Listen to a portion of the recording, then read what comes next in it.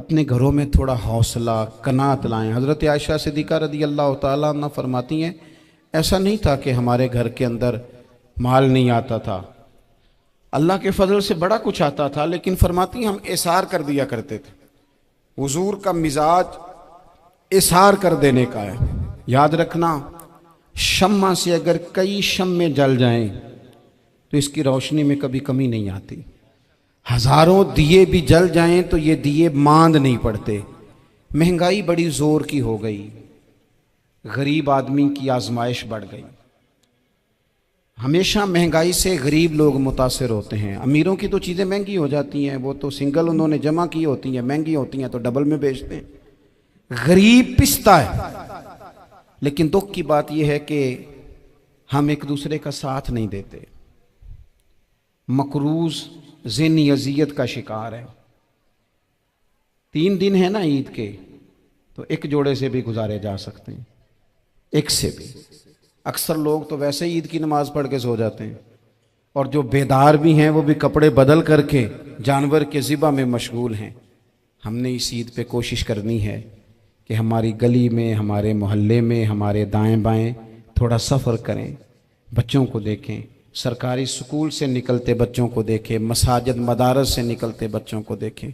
हम ना एक एक दो दो का साथ दें। ये जितनी सियासी जमातें काम कर रही हैं, जिनकी हुकूमत थी, जिनकी है, पता नहीं कल किसकी आएगी। मैं तो ज़ाती तौर पर इनसे पूरा मायूस हूँ। मुझे तो नहीं लगता कि जितने लोग आज तक हुकूमत कर चुके हैं, बार बार आते हैं या पिछली हुकूमत गई है, इनके पास कोई प्लान ही नहीं है। ये तो बेचारे एक दूसरे की टांगें खींचने के अलावा ना कुछ कर सके हैं, ना उम्मीद है कुछ करेंगे। लेकिन गरीब की तकलीफ़ बढ़ गई है। मेरे पास 20 लोग आते हैं, आते तो वो दुआ का कहने हैं, आते तो सिर्फ ये बताने हैं कि इस मुश्किल में हूँ, दुआ करना। लेकिन दोस्तों, लोगों की बातें सुन के बड़ी तकलीफ़ होती है। हम क्या किसी की मदद कर सकते हैं? हमारे लिए तो मदारस चलाने मुश्किल हैं, लेकिन लोग अजियत का शिकार हैं। ज़हनी कर्ब के नीचे लोग आ गए। इतनी बड़ी अजियतें खड़ी कर दी गई हैं। थोड़ा थोड़ा देखो, 2 का खाना 3 भी तो खा ही सकते हैं ना, 3 का खाना 4 भी तो खा ही सकते हैं ना। मेरे महबूब ने हमें ये नहीं कहा था ज़्यादा गोश्त पकाना, बल्कि रसूल पाक ने तो रंग ही बड़ा सादा दिया है। करीम ने फरमाया, आयशा शोरबा ज़रा ज़्यादा कर लो, पड़ोसियों को भी सालन दे देंगे। थोड़ा शोरबा ज़्यादा कर लो, इसी को बढ़ा लो, थोड़ा शोरबा बढ़ा लें, थोड़ा थोड़ा एक दूसरे की मदद करें, दस्ते शफकत रखें। गलियों में सुनसान लोग, अब तो लोग एक दूसरे से दुख भी नहीं कहते, वो कहते हैं देना किसी ने है कुछ नहीं, और तमाशा अलग से बन जाएगा। दोस्तों, हमने खुद एक दूसरे का हाथ बटाना है। जो लोग साहिब सरवत हैं, देखो एक ही बाप की औलाद होती है, एक को अल्लाह बड़ा नवाज देता है, 2-3 कमज़ोर रह जाते हैं। उसको चाहिए वो दूसरों पे दस्ते शफकत रखे। एक गली में सारे लोग एक ही कबीले के, एक ही इलाके के, एक आगे निकल गया है, उसे चाहिए वो दूसरों का ख्याल करे। अजीज़ भाइयों, हमने इस कमर तोड़ महंगाई के दौर में, इन्नल्लाह व मलाइकतहू युसल्लूना अलन नबी या अय्युहल्लज़ीना आमनू सल्लू अलैहि वसल्लिमू तस्लीमा। अस्सलातु वस्सलामु अलैका या सय्यदी या रसूल अल्लाह व अला आलिका व अस्हाबिका या सय्यदी या हबीब अल्लाह। अस्सलातु वस्सलामु अलैका या सय्यदी या नबी अल्लाह व अला आलिका व अस्हाबिका या सय्यदी या रहमतल लिल आलमीन। तमाम तारीफ़ें, हम्द और सना अल्लाह ताला जल्ला मजदहुल करीम के लिए, और दुरूद व सलाम नबी अकरम नूर मुजस्सम शफ़ी मुअज़्ज़म आकाए कुल ख़त्म रसूल दानाए सुबुल अहमद मुज्तबा जनाब हज़रत मुहम्मद मुस्तफ़ा सल्लल्लाहु ताला अलैहि वसल्लम की ज़ाते वाला सिफ़ात के लिए हम्दो सलात के बाद, इस दारुल उलूम के इन खूबसूरत तलबाए किराम की दस्तार फ़जीलत के मौका पर आज की इस तकरीब सईद का इनेकाद किया गया है। अल्लाह ताला कोशिश करने वालों की काविश को अपनी बारगाह में कबूलियत का शर्फ अता करे। हम सब को अल्लाह ताला दीन के कामों में इखलास की तौफ़ीक अता फ़रमाए। इस महफ़िल पाक को अकायद की पुख्तगी, आमाल की दुरुस्तगी और हमारे गुनाहों की माफ़ी का सबब बनाए। आप लोग तशरीफ़ रखें जी, बैठ जाओ बेटा, सब बैठ जाए, थक जाएंगे आप बिला वजह। तशरीफ़ आसानी से बैठ। नहीं, तकरीर तो मैं कर रहा हूँ, ये किसी और ने कैसे शुरू कर दी? इस वक्त मेरा टाइम है जी तकरीर का, और कोई नहीं करेगा। खामोशी से बैठे, अल्लाह आपको जज़ाए खैर दे। आप लोग अगर बैठ जाएंगे तो अच्छा रहेगा, पिछलों को भी आसानी हो जाएगी। पीछे आपके लोग तकलीफ़ में हैं, नहीं पीछे देखने को नहीं कहा, बैठने को कहा। अगर आसानी से बैठ सकें, अल्लाह आपको जज़ाए खैर अता फ़रमाए। किसी और जगह पे एहतमाम हो जाता ज़्यादा अच्छा था। कुछ थोड़ी सी दुश्वारी अहबाब को हुई, लेकिन कई दफ़ा दूर से बंदा चल के आए तो उसे नमाज का ज़्यादा सवाब होता है।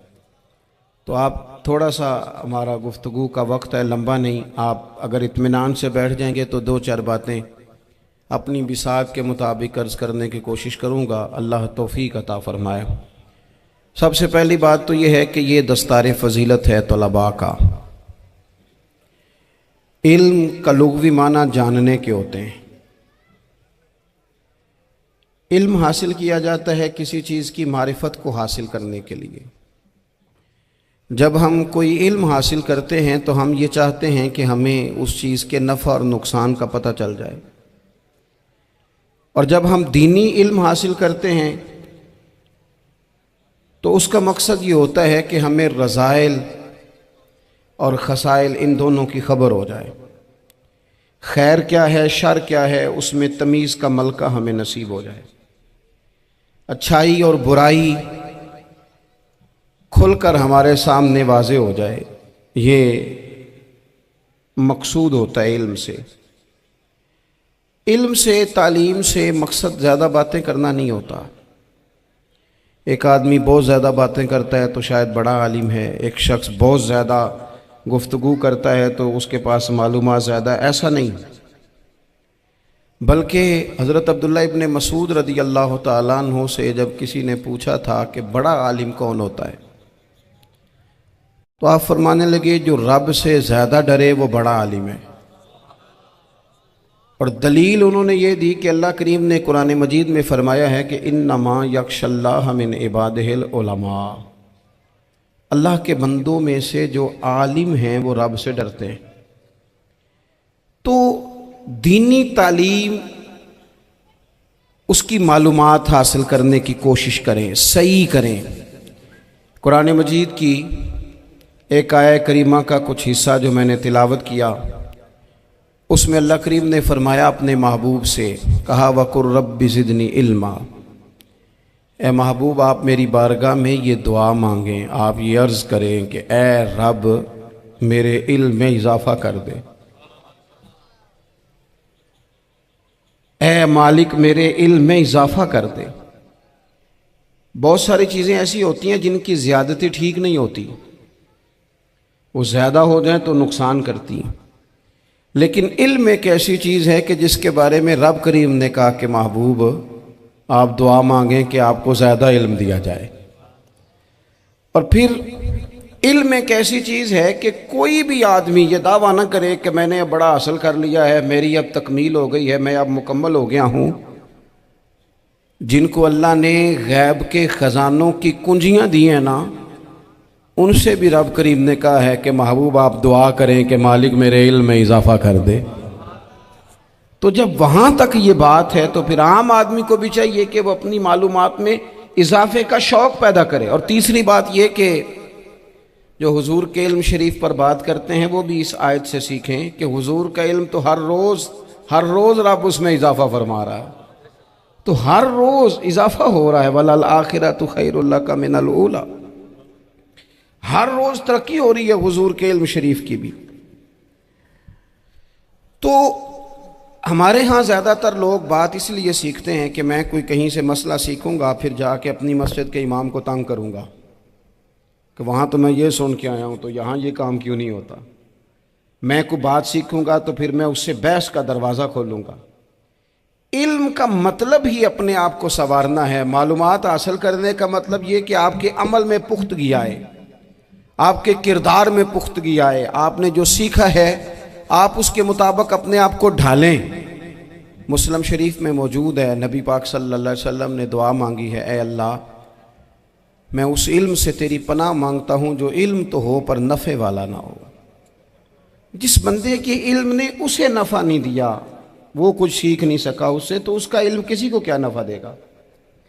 जब खुद से उसने, और सूफिया किराम तो फरमाते हैं कि जो लोग बड़ी मालूमात हासिल कर लें, बड़ी बातें सीख लें, पंचायत में किसी को बोलने ना दें, घर में किसी को बोलने ना दें।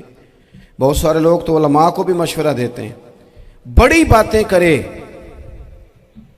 लेकिन अमल के लिहाज से बंदा ज़ीरो हो तो अहले दिल फरमाते हैं उसकी सोबत से बचो। उसे बड़ा पता है, बड़ी बातें आती हैं, बड़ी बातें आती हैं, बड़ी बातें करता है, लेकिन गुफ्तगू की हद तक तो बहुत बड़ा है, अमल के मामले में सिफर है। बहुत सारे लोग मस्जिद के हुजरे में मीटिंग हो रही होती है और वो लंबी लंबी दलीलें और मशवरे दे रहे होते हैं, नमाज का टाइम आ जाए तो उठ के चले जाते हैं, कहते हैं मैं अपने महल्ले दी मसीतें पढ़नी। कईयों को काम याद आ जाता है। फरमाया कि शख्स के पास मालूमात बड़ी हों लेकिन अमल के मामले में बंदा ज़ीरो हो तो उससे बचना क्यों? इसलिए कि अगर पढ़ा लिखा आदमी बेअमल हो ना तो वो अपनी बेअमली पर भी दलीलें पेश करता है। वो कहता है मैं ये काम नहीं करता तो ये मेरे पास दलील है। वो तो बेअमली को भी मुज़य्यन कर देगा माज़अल्लाह। तो दीनी तालीम एक तो हासिल इसलिए करें कि हमने अपने आप को संवारना है, और दूसरा इल्म का शौक़ तबीयत में हो। देखे ना, अल्लाह के हबीब सल्लल्लाहु अलैहि वसल्लम ने फरमाया है कि जो इल्म के रास्ते पे चल पड़ा वो जन्नत के रास्ते पे चल पड़ा है। जुमों में, महफिलों में कानों के जायके के लिए ना आए, इसलिए आए कि मेरे इल्म में, मेरे अमल में ये कोई इजाफे की बात बनेगी, मैं कोई नसीहत हासिल करूँगा तो मेरे दिल का जंग उतरेगा। हमारे यहाँ लोग मज़े के लिए आते हैं और आजकल लोग फ़ोटो के लिए आते हैं। इन दो कामों से निकल कर खालिस इस्लाह की नीयत से इल्म का शौक़, हमारे यहाँ तेज़ी से एक हरकत की गई, उलमा का वक़ार ख़राब किया गया और लोगों को दीनी उलूम से दूर किया गया। और इसमें बाज़ बेचारे वाइज़ीन और खुतबा ने भी किरदार अदा किया जब जाली पीर की तारीफ़ें खोल के की और उसे पता नहीं कहाँ तक। ये स्टेज होते हैं ना, इनमें कोई बंदा अच्छा लगे भी तो उसके लिए दुआ करनी चाहिए, तारीफ़ें नहीं करनी चाहिए। तारीफ़ें उसका कोई फ़ायदा नहीं है उसको, उस बंदे को तो दुआ का फ़ायदा है। अगर आपको अच्छा लग रहा है तो उसे दुआ दें, उससे ज़्यादा कुछ नहीं करें। और हमारे यहाँ जनाब वो नकीबे महफिल बेचारे की शामत आ जाती है अगर तारीफ़ें थोड़ी करे तो कहते हैं इन्होंने तो ना ही नहीं लेना होता। और भाई इसके नाम लेने से आपका कद ऊंचा होता है। तो इल्म और आलिम, इन दोनों चीज़ों से कौम को दूर किया गया। दीनी तालीमात का फुकदान है। जो मैट्रिक तक लोग 60-70 किताबें पढ़ जाते हैं उन्हें भी कुरान पाक ठीक से नहीं पढ़ना आता, दूर किया गया। आप मुझे बताइए, चलें एक मस्जिद ही आप देख लें, उस मस्जिद के अंदर अगर एक तरफ एक आलिम दीन मिशकात शरीफ खोल के बैठे हों, हदीस पाक का दर्स हो रहा है, या बाहर शरीयत खोल के बैठे हैं, फ़िक़ही मसाइल बयान किए, और उसी मस्जिद में एक बाबा जी जुब्बा पहन के तगड़ा सा बड़ी सी पगड़ी बांध के और 500 दाने वाली तस्बीह लेके बैठे हैं। अब एक बंदा अंदर आता है तो वो किधर जाएगा, आलिम की तरफ के बाबा जी की तरफ? वो क्यों जा रहा है भला बाबा जी की तरफ? वो इसलिए कि हमने उसे ये बताया ही नहीं कि जिस तरह सुभान अल्लाह सुभान अल्लाह सुभान अल्लाह पढ़ना इबादत है ना, इसी तरह दाराबा पढ़ना भी इबादत है। उसे हमने बताया नहीं कि जब तक इल्म के रास्ते में रहना भी इबादत है, जब तक उसे ये समझ नहीं ना आएगी कि जिस तरह वज़ाइफ की किताब पढ़ना इबादत है, इसी तरह मिशकात शरीफ पढ़ना भी इबादत है, हदीस बुखारी का दर्स लेना भी इबादत है, मुस्लिम शरीफ की अहादीस पर अपने असातिज़ा से बैठकर दुरूस पाना भी इबादत। जब तक ये पूरा मिजाज देखे ना, नबी पाक सल्लल्लाहु अलैहि वसल्लम ने फरमाया रात की एक घड़ी भर दीन सीख लेना सारी रात नफल पढ़ने से बेहतर है। अब हमें समझना चाहिए कि किताब पढ़ के भी बंदा रब रसूल तक पहुंच सकता है। किताब व सुन्नत रास्ता आसान करते हैं, लेकिन हमारे यहाँ क्या मिजाज दिया गया है, बाबा जी के पास चलो, जरूर जाएं बाबा जी अगर नेक हैं तो, मना कोई नहीं कर रहा। लेकिन जो सोच हमें हुजूर ने दी है, हमने उसी की सोच के मुताबिक अपने मामलात को तरतीब देना है ना। अब एक बात मैंने आपसे पूछी और आपने कहा कौम सारी बाबा जी की तरफ जाएगी। हदीस पाक किस तरह है, अल्लाह के महबूब मस्जिद शरीफ में तशरीफ़ लाए, दोनों जानिब लोगों के हलके बने हुए हैं, लोग बैठे हुए हैं। एक हलके में लोग अल्लाह की याद कर रहे हैं, जिक्र हो रहा है। एक हलके में बैठ के एक आलिम किताब व सुन्नत का दर्स दे रहे हैं, एक सहाबी और बाकी सुन रहे हैं। खास तवज्जो करें नौजवान मेरी बात पर, रसूल करीम सल्लल्लाहु अलैहि वसल्लम दोनों के बीच खड़े हो गए और करीम ने फरमाया दोनों महफिलें खैर की हैं, दोनों ही हलके खैर के हैं। और फिर हुजूर फरमाने लगे मुझे चूंकि रब ने उस्ताद बना के भेजा है, मैं चूंकि मुअल्लिम बन के आया हूं, यतलु अलैकुम आयातिना व युज़क्कीकुम, मैं चूंकि किताब व सुन्नत की तालीम के लिए आया हूं। ये लफ्ज़ कहते कहते हुजूर उस जमात में बैठ गए जो दीन पढ़ और पढ़ा रही थी। हुजूर वहां बैठे जहां बात दीन की हो रही, जहां लोगों को अल्लाह रसूल की बात बताई जा रही। तो जुमे में वक्त पे आएं, अपनी दीनी मालूमात मजबूत करें और अपने लिए मजबूत करें। मैं आपको बड़े दर्द से ये बात अर्ज करता हूं, अगर दिन में 100 लोग मसला पूछते हैं ना शरीयत का, तो उनमें 95 लोग वो होते हैं जो तलाक का मसला पूछते हैं। वालिद साहब ने, बेटी के वालिद साहब ने 2 महीने पहले ऑर्डर दिया होता है फर्नीचर का। बेटे की शादी हो तो महीना पहले शेरवानी वाले को भी कहना पड़ता है, गाड़ियां बुक करानी पड़ती हैं, मैरिज हॉल बुक, ये सारे लवाजमात हम करते हैं। सारा कुछ किया, गाड़ी से घर बसना है, मैरिज हॉल से बसना है, फर्नीचर से बसना है, हमने सारा कुछ उनको बताया। लेकिन काश 2 घंटे बच्ची किसी मुअल्लिमा के पास जाती, बच्चा किसी उस्ताद के पास जाता, निकाह तलाक के मसले भी सीखते। मैं दावे से कहता हूं अगर हमें पता चल जाए कि 3 तलाकें इकट्ठी नहीं देनी चाहिए, क्योंकि दे दें तो हो जाती हैं, अगर हमें समझ आ जाए कि नहीं देनी चाहिए, ये मसला बयान हो, और ये वाले मसले हम महफिलों में भी नहीं बयान कर सकते, इसलिए कि लोग कहेंगे मसला तो वो बयान करेंगे, इस पे नारे लगेंगे, आप कौम को ये क्या बता रहे हैं, ये तो छोटा आलिम बताता है माज़अल्लाह इस तरह की बातें, तो बड़ी बड़ी को नुक्ते की बात बताएं। और इस तरह हमारे यहाँ वो 1 घंटा पहले नहीं कहते तगड़े हो जो मैं जुमला देने लगा, वो पता नहीं जुमला आ रहा है कि एटम बम आ रहा है, तैयार हो जाओ, जो मेरा जुमला ज़ाया ना करना, इधर भाग के चला गया उधर भाग के आ जाओ, अल्लाह जाने। वो जिस तरह कभी लगता है ना पटारी से अल्लाह जाने क्या निकलेगा, मैं जुमला देने लगा हूं। तो मैं कहता हूं तू आराम से बैठ के भी जुमला दे दे, तेरे जुमले से क्या निकलेगा। और तू जुमला ना दे, हमें कोई आयत दे, तू जुमला छोड़ हमें कोई हदीस पाक सुना। यानी हर नकीब, हर खतीब, हर नात खा उठ के कहता है सारा कुरान ही हुजूर की तारीफ है। और भाई अगर सारा कुरान हुजूर की तारीफ है तो चंद आयतें पढ़ दे फिर तू भी, तूने पढ़ी तो एक भी नहीं और तू कहता जा रहा है सारा कुरान ही हुजूर की तारीफ है। ये वाली तारीफ भी तो सुनाना कौम को, जो ये बच्चे इनके उस्ताद इन्हें सिखा रहे हैं और ये सीख रहे हैं, इस तरफ भी तो सफर करें। तो मेरे अजीज, अगर लोगों को मसाइल का पता चले तो सैकड़ों घर बच जाएं तबाह होने से, बड़े बड़े घर बच जाएं, लेकिन मसाइल नहीं आते। मेरे पास मसला पूछने के लिए कुछ लोग आ गए, तो 4-5 साल का बच्चा भी था जिसके वालिद ने गुस्से में अपनी बीवी को 3 तलाकें दी थी। तो छोटा सा बच्चा, कपड़े भी फटे पुराने, और हालत बता रही थी कि गरीबी है। तो जब मैंने मसला बताया कि 3 तलाकें हो गई हैं तो वापस जाने लगे, तो बच्चा मुझसे कहता है, देहाती आदमी, तो कहने लगा मौलवी साहब मेरी अम्मा ते नानी कहनी असन पुछ के आई आप कि हुण असीं लहदा ही रहना है। तो उस बच्चे की नौनिहाल की वो कैफियत देखी तो मैं रो पड़ा। मैंने कहा यार ये बच्चा बेचारा माँ बाप के होते हुए ये यतीमों जैसी जिंदगी गुजारेगा क्योंकि बाप ने तलाक दे दी। किस तरह मसाइल नहीं बताए लोगों को, तालीम से आगाही नहीं किया। और इसमें बहुत बड़ा जुल्म है उन लोगों का भी जो जनाजे पे खड़े होके तो कह देते हैं, मेरी तरह के लोग अच्छे उलमा की बात नहीं करता, वो कह देते हैं देखो जिन लोगों को जनाजा नहीं आता, भाई आपने किस दिन इशा के बाद क्लास लगाई थी जनाजा सिखाने की, ये तो आपने कह दिया लोगों को कुरान जी ठीक नहीं आता, तो यहाँ तो बेचारी बीबियां जिनको सही पढ़ना नहीं आता वो मिशन बना लेती हैं कि मैंने इतने 100 को कुरान पाक पढ़ाना है, बेवा हो गई हूँ, तलाक याफ्ता हो गई हूँ, सारी जिंदगी कुरान पढ़ाऊंगी। हम क्यों ये मिशन नहीं बनाते, क्यों इस तरफ सफ़र नहीं करते? एक तो दीनी मालूमात में, दीनी उलूम में अपने आप को लगाएं और ज़ौक़ पैदा करें कि जो चीज़ें मुझे नहीं आती मैंने वो सीखनी है, जो मामलात मुझे नहीं आते मैंने उनकी तरफ सफ़र करना है। एक तो अपना ये मिजाज बनाएं। और जब आप दीनी उलूम सीखते हैं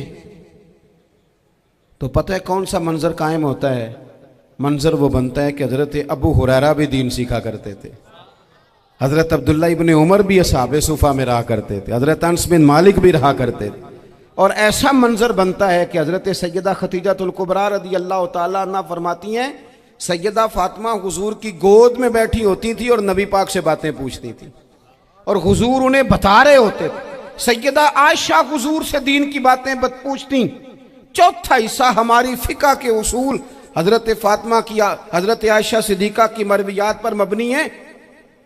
अगर हमारी बच्चियां छोड़ दें डाइजेस्ट पढ़ना, छोड़ दें इधर उधर की मूवी देखना और वो किताबों सुन्नत पर आ जाएं, तो बहुत सारे मसाइल ऐसे हैं जो उलझने से पहले ही सुलझे हुए हों। दीनी तालीम का मिजाज और ज़ौक़। और दूसरी आयत करीमा मैंने तिलावत की, अल्लाह करीम ने कुरान मजीद में फरमाया, या अय्युहल्लज़ीना आमनू कू अनफुसकुम व अहलीकुम नारा, ऐ ईमान वालों खुद भी दोज़ख की आग से बचो और अपने घर वालों को भी बचाओ। ओ वालिद, वो माँ जो बच्चों को भूख से बचाने के लिए मेहनत करती है, उनको मायूसी से बहुत सारे माँ बाप ऐसे होते हैं जिनके पास कपड़े लेने के पैसे नहीं होते ईद पे। क्यों? अजान शुरू होगी जी, अजान सुने जी। अजीज़ भाई, जिस तरह हम अपने बच्चों को देखें, बहुत सारे माँ बाप के पास गुंजाइश नहीं होती, लेकिन इस नीयत से कि बच्चों के दिल टूट जाएंगे, ईद पे कैसे गुजारा करेंगे, मुश्किल से भी कपड़े ख़रीद के देते। इस तरह हम अपने बच्चों को भूख से, प्यास से, मायूसी से बचाते हैं। इस तरह हमारे रब ने हमारे ज़िम्मे लगाया है कि तुम अपने बच्चों को कोशिश करो दोज़ख की आग से बचाने की। हज़रत उमर फ़ारूक रदी अल्लाह ताला अन्हु ने अर्ज़ किया था, या रसूल अल्लाह सल्लल्लाहु ताला अलैहि वसल्लम, इस आया करीमा का माना क्या है? तो महबूब करीम अलैहिस्सलाम ने फरमाया, उमर, जिन चीज़ों का अल्लाह तुम्हें हुक्म देता है तुम अपने घर वालों को उन चीज़ों का हुक्म दो, जिन चीज़ों से रब रसूल तुम्हें मना करते हैं अपने घर वालों को उनसे रोको, अपने घर के अंदर निफाज़े दीन करने की कोशिश करो। मेरे भाई, बहुत ज़्यादा आजमाइश है हमारे घरों में, बेचैनियाँ हैं, इज़्तिराब है, बच्चों में सख्ती है, बहन भाई एक दूसरे के साथ लड़ते हैं, मिजाजों में तलखी आ गई। क्यों भला? इसलिए कि माँ बाप को जो बेहतरीन किरदार और जो हसीन तरीका घर में अपनाना चाहिए था, बच्चे तकरीर बाहर से सुनते हैं लेकिन वो फॉलो अपने माँ बाप को करते हैं। अगर माँ बाप में हौसला हो, सब्र हो, इत्मीनान हो, खुददारी हो, थोड़े पर गुजारा करने का मिजाज हो। देखे ना, आज डिप्रेशन है, टेंशन है, पैनिक्स अटैक्स हैं, बड़ी सारी चीज़ें आ गई हैं। क्यों भला? सब्र नहीं, तहम्मुल नहीं, बुर्दबारी नहीं। आजमाए। एक दिन एक बच्चा मेरे पास आ गया मदरसे का और आके वो रोने लगा। मेरे घर वाले कहने लगे खाना छोड़ दें, पहले इसकी बात सुन ले। मैंने कहा पुत्र क्या हुआ, किसी ने मारा है किसी उस्ताद ने? कहने लगे नहीं हजरत, घर फ़ोन किया था तो मेरी अम्मा और अब्बा की लड़ाई हो रही है। बच्चा कांप रहा है, टांगे कांप रही हैं। मैंने कहा क्या हो क्या गया तुम्हें पुत्र, लड़ाई हो रही है तो घरों में हो ही जाती है। कहने लगे नहीं आपको पता नहीं, वो बड़ा सख्त लड़ते हैं। मेरे वालिद जब मेरी वालदा को मारने के लिए आगे बढ़ते हैं तो हम सारे चारपाइयों के नीचे छुप जाते हैं, हमें खौफ आता है, वो मंजर खतरनाक होता है। ये कौन तकलीफ दे रहा है अपने बच्चों को? यहां बैठे हमारे यहां मीलों दूर रहते थे उसके घर वाले, तो वो तकलीफ में था, तो घर में क्या कैफियत होगी?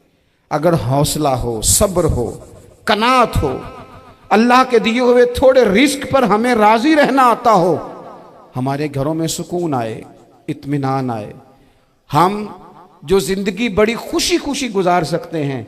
हमारे मिजाजों का लालच, हमारी तबीयतों की बेराह रवी, हमारी झूठी अना का बुत, उन सारी चीज़ों को ख़त्म कर देता है।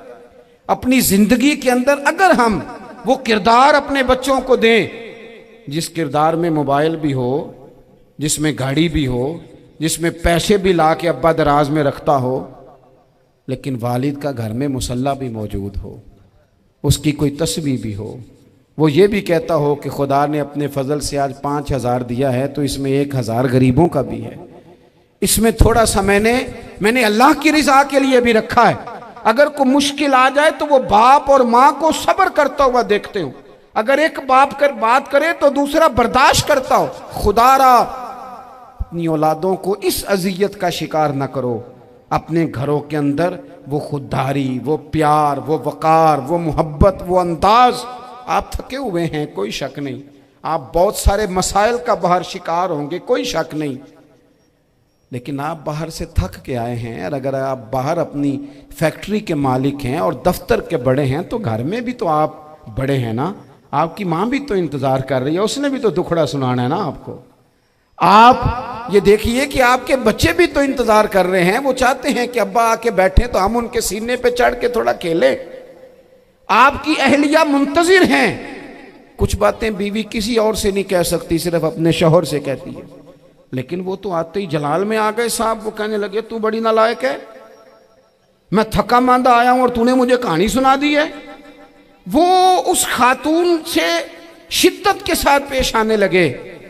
मेरे रसूल पाक की हयात नूर को देखो, हज़रत उम्मे ऐमन हुजूर की रज़ाई वालदा हैं, उनकी भी खिदमत हो रही है। हज़रत हलीमा सादी आ रही हैं तो खिदमत हो रही है। हज़रत अब्बास हुजूर के चचा हैं तो करीम फरमाते हैं मेरे चचा हैं बाप की जगह पे। हुजूर दोस्त अहबाब सहाबा गुलामों सब के साथ प्यार कर रहे हैं। 9 अज़वाज मुतहरात हैं घर के अंदर। और कैफियत ये है कि हुजूर सिर्फ उनकी ज़रूरतों का ही ख्याल नहीं करते, ख्वाहिशात का ही ख्याल नहीं करते, बल्कि मेरे करीम का तरीका ये है कि कोई बंदा आज बोल क्या रहा है, वो कहाँ खड़ा है, आज उसके जुमले किस तरह के हैं, उसका लहजा किस तरह का हो गया है और उसे ठीक कैसे करना है। महबूब इसका ख्याल फरमाते, तवज्जो करते। मैं कहता हूं कि हम सबको शौक आया है आराम करने का। मैं सुबह 11 बजे से पहले अपने घर से निकल आया था और ये वक्त आ गया है और रात को खुदा जाने किस वक्त घर पहुंचना है। कई दफ़ा कैफियत ये होती है कि गाड़ी से उतरते हैं तो फिर दिल करता है कि कोई उठा के चलाए ना कभी। इसके बावजूद बहुत सारे लोग नाराज़ रहते हैं कि हमसे मिल के नहीं गए, फ़ोटो नहीं खिंचवा के गए, फलानी जगह चाय नहीं पी के गए। ये तसलसल है। लेकिन मैं जितना मर्जी थका मांदा घर जाऊंगा ना, कभी ऐसा नहीं हुआ कि मैं घर जाऊं तो बड़ी टेंशन में जाऊं। मेरी घर वाली एक दिन मुझसे कहने लगी आपने कभी नहीं कहा कि मैं थका हुआ आया। बंदा थक भी तो जाता ही है ना, कभी कहाँ करे ना। मैंने उसे कहा पता क्यों नहीं कहता, इसलिए नहीं कहता कि मैं नहीं चाहता कि मेरे बच्चे ये कहें कि हमने दीन नहीं पढ़ना, हमारा बाप तो बड़ी मुश्किल में है।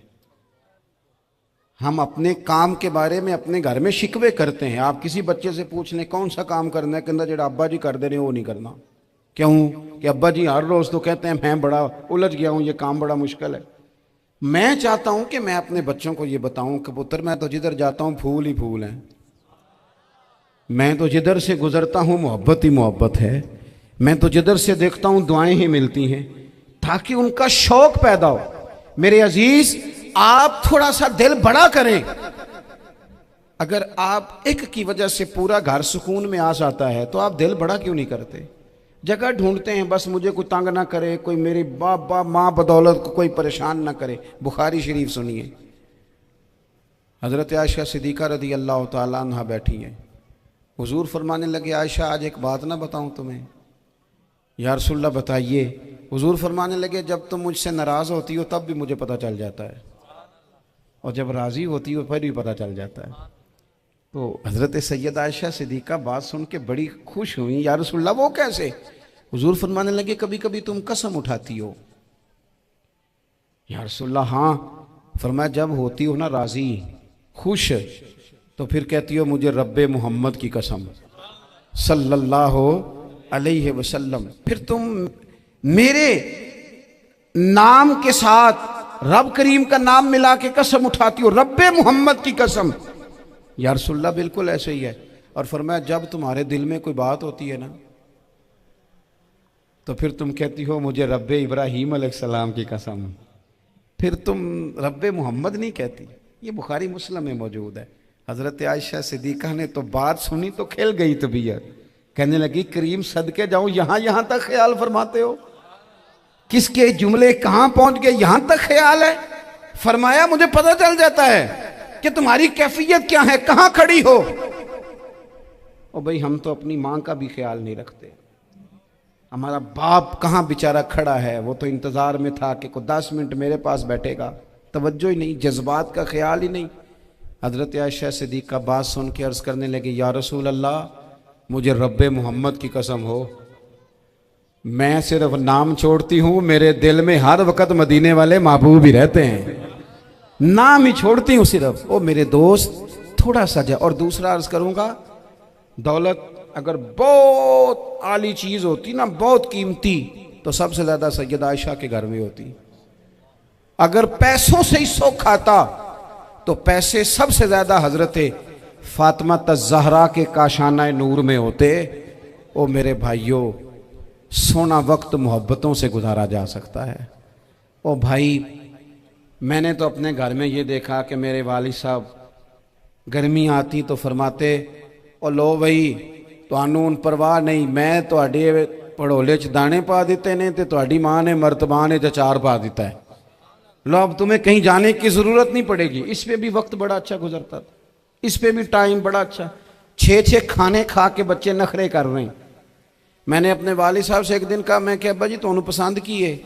फरमान लगे पुत्र जे तो लगी होवे भुख फिर ते हर शाही, और अगर भूख ना हो तो फिर नखरे ही नखरे हैं, फिर क्या पसंद होना है। तबीयत नहीं, अपने घरों में अपने दोस्तों में इत्मीनान पैदा करें, इस तराब से बाहर आएँ।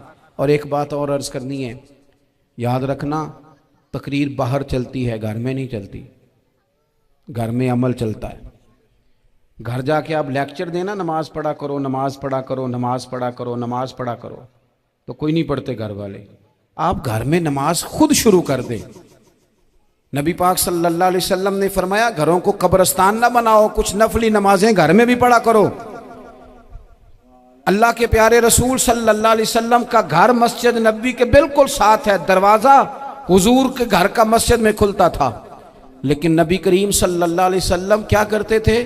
हज़रत आयशा सिद्दीक़ा फरमाती हैं तहज्जुद की नमाज घर में पढ़ा करते थे।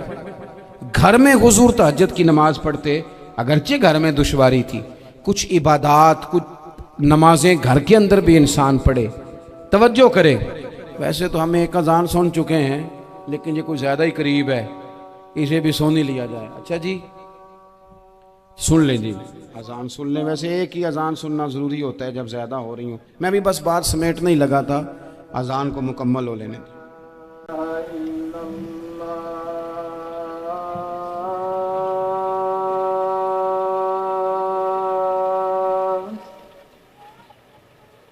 अशहदु अल्ला इलाहा इल्लल्लाह,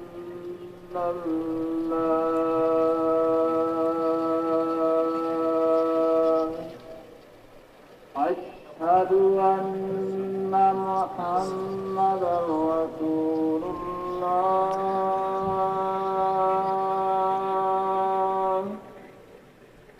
अशहदु अन्ना मुहम्मदर रसूलुल्लाह,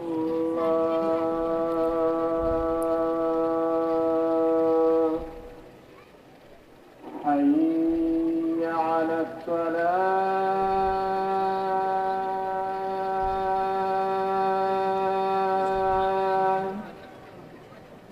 हय्य अला सलाह,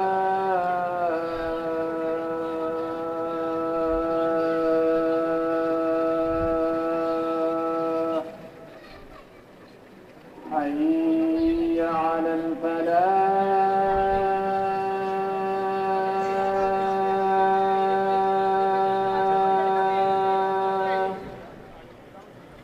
हय्य अलल फलाह।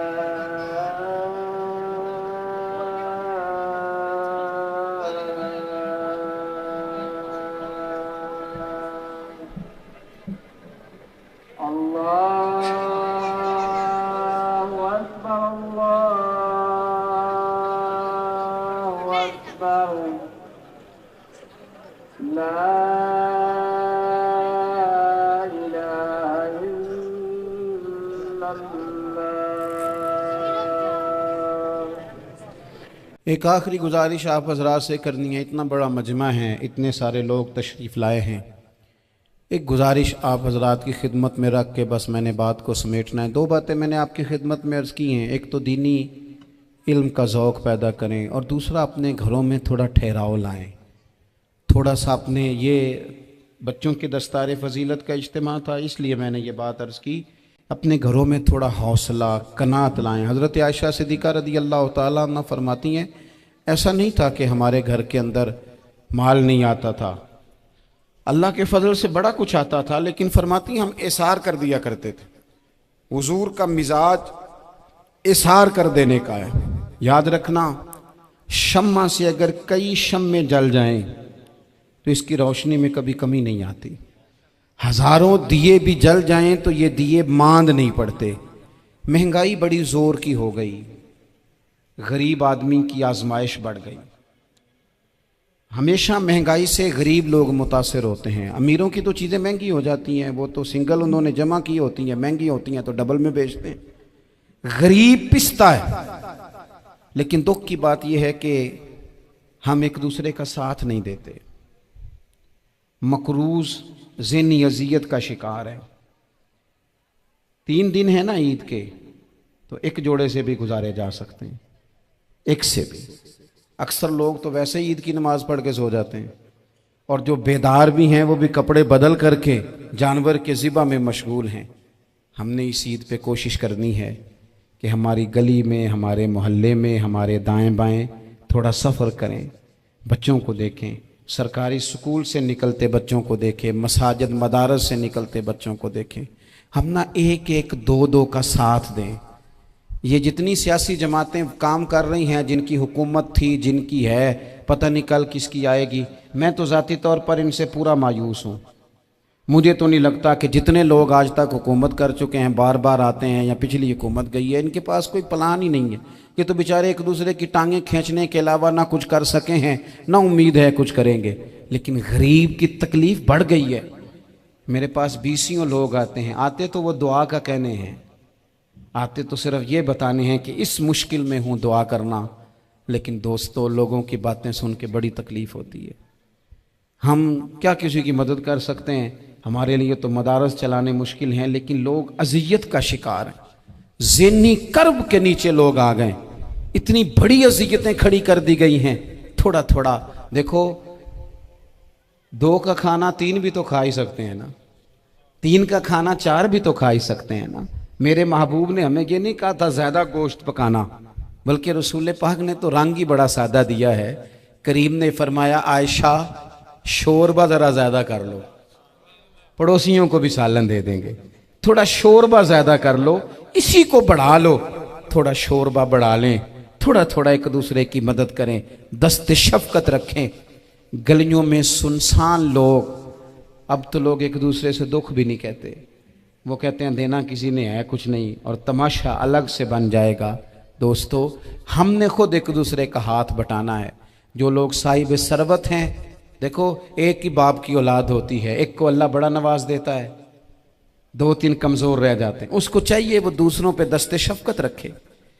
एक गली में सारे लोग एक ही कबीले के, एक ही इलाके के, एक आगे निकल गया है, उसे चाहिए वो दूसरों का ख्याल करे।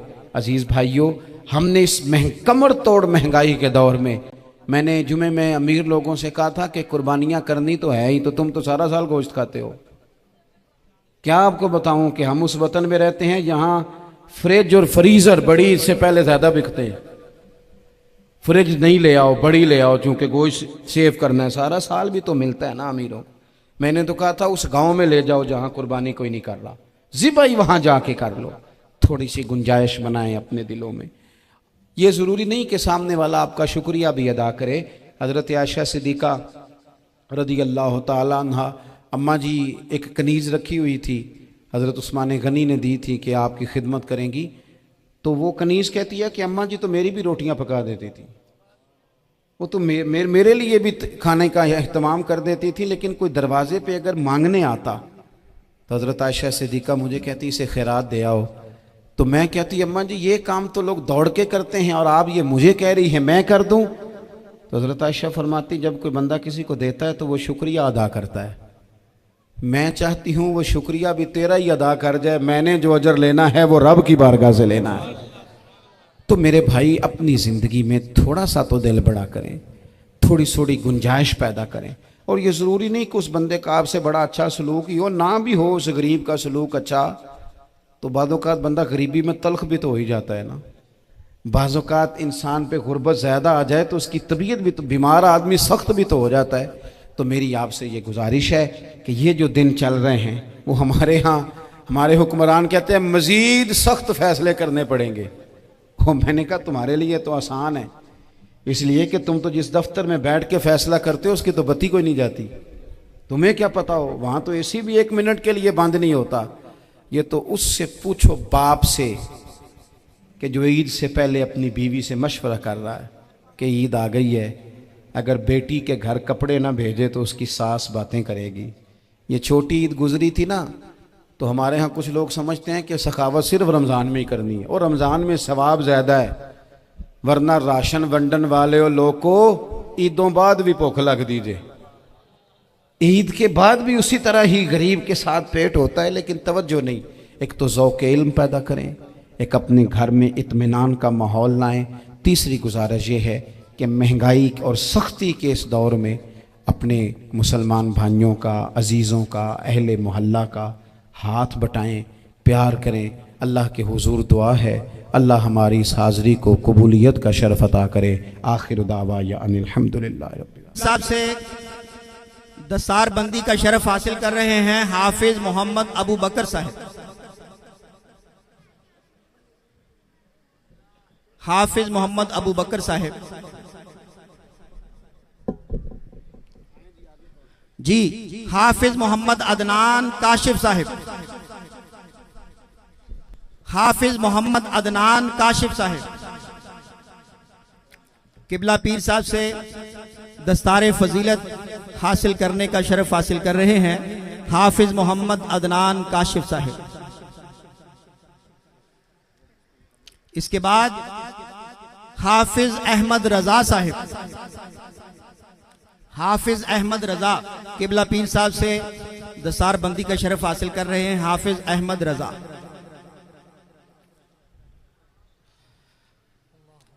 नाराए तकबीर, नाराए रिसालत, नाराए हैदरी। और इसके बाद स्टेज पे आते हैं हाफिज मोहम्मद मुहतशम।